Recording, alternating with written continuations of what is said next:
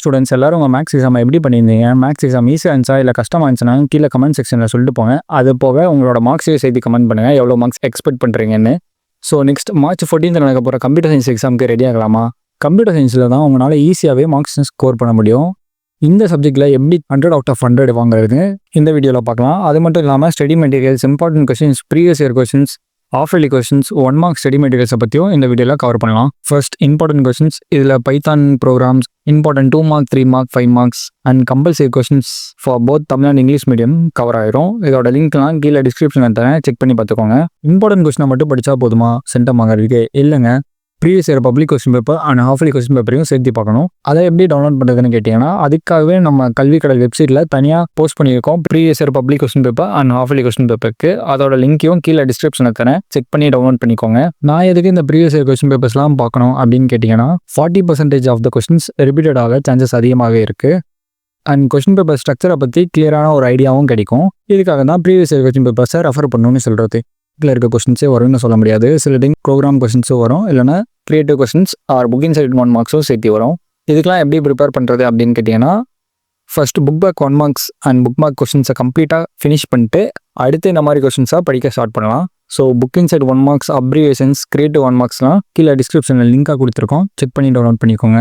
12th standard computer சயின்ஸ்க்கு study materials தேடிட்டு இருக்க ஒரு ஆளாக நீங்கள், அப்போது நான் சொல்கிற மாதிரி ஃபாலோ பண்ணுங்கள். உங்கள் க்ரோம் ப்ரௌசர் ஓப்பன் பண்ணிட்டு 12th கம்ப்யூட்டர் சயின்ஸ் கல்வி கடல்னு சர்ச் பண்ணுங்கள். அதில் உங்களுக்கு ஒரு ரிசல்ட் ஷோ ஆகும், 12th computer science and applications study materials 2024 to 2025ன்னு. அதை கிளிக் பண்ணி ஓப்பன் பண்ணிக்கோங்க.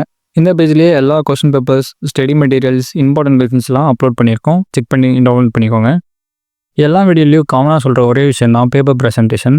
பேப்பர் ப்ரெசன்டேஷனுங்கிறது ரொம்ப ரொம்ப இம்பார்ட்டன்ட். நீங்கள் எவ்வளோ தான் படிச்சுட்டு போனாலும் உங்கள் பேப்பர் ப்ரெசன்டேஷன் நீட் அண்ட் கிளியராக இல்லைனா உங்கள் மார்க்ஸ் குறைய தான் செய்யும். பேப்பர் ப்ரெசன்டேஷன் எப்படி நீட்டாக எழுதுறது கிளியராக ஒரு வீடியோ கல்வி கடல் சேனலில் போஸ்ட் பண்ணியிருக்கோம். அதோட லிங்க் கீழே டிஸ்கிரிப்ஷனில் தரேன். இந்த வீடியோ முடிச்சதுக்கப்புறம் போய் செக் பண்ணி பார்த்துக்கோங்க. முடிஞ்ச வரைக்கும் எல்லா கொஸ்டின்ஸும் அட்டன் பண்ண பாருங்கள், எக்ஸப்ட் ஆப்ஷன்ஸ். அப்படி அட்டன் பண்ணுற கொஸ்டினையும் மோஸ்ட்லி தியரி கொஸ்டின்ஸாக பார்த்து சூஸ் பண்ணுங்கள், ப்ரோக்ராம்ஸாக சூஸ் பண்ணாதீங்க. ஏன்னா ப்ரோக்ராம்ஸில் ஒரு சில டைம் மிஸ்டேக் பண்ணுவீங்க, அது உங்கள் மார்க்ஸை ரொம்ப கம்மி பண்ணிடும். தியரியாக இருந்தால் மிஸ்டேக்ஸ் ஆகிருந்தாலும் அவ்வளோவா வெளியே தெரியாது.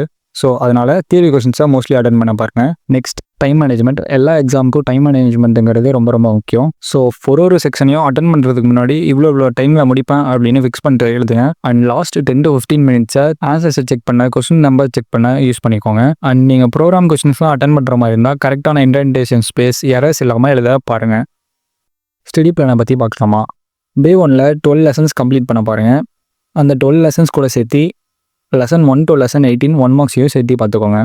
Day 2ல் ரிமைனிங் இருக்க 6 lessons பார்த்துட்டு ரிவிஷன் பண்ண ஸ்டார்ட் பண்ணிக்கோங்க. அண்ட் அடிஷ்னலாக டைம் இருந்தால் கிரியேட்டிவ் கொஸ்டின்ஸ், புக் இன்சைட் கொஸ்டின்ஸ்லாம் பார்த்துக்கோங்க. நம்ம கல்வி கடல் வாட்ஸ்அப் அண்ட் டெலிகிராம் சேனலில் ஜாயின் பண்ணி உடனுக்குடனே அப்டேட்ஸை தெரிஞ்சுக்கோங்க. இதோட லிங்க் கீழே டிஸ்கிரிப்ஷனில் தரேன், கிளிக் பண்ணி ஜாயின் பண்ணிக்கோங்க. ஐ ஹோப் எல்லாரும் உங்கள் கம்ப்யூட்டர் சயின்ஸ் எக்ஸாமை நல்லா பண்ணுவீங்கன்னு நான் நம்புகிறேன். இந்த வீடியோ யூஸ்ஃபுல்லாக இருந்துச்சுன்னு நினச்சிங்கன்னா உங்கள் ஃப்ரெண்ட்ஸ்க்கும் ஷேர் பண்ணி விட்டுட்டு நம்ம கல்வி கடல் சேனலை மறக்காமல் சப்ஸ்கிரைப் பண்ணிக்கோங்க.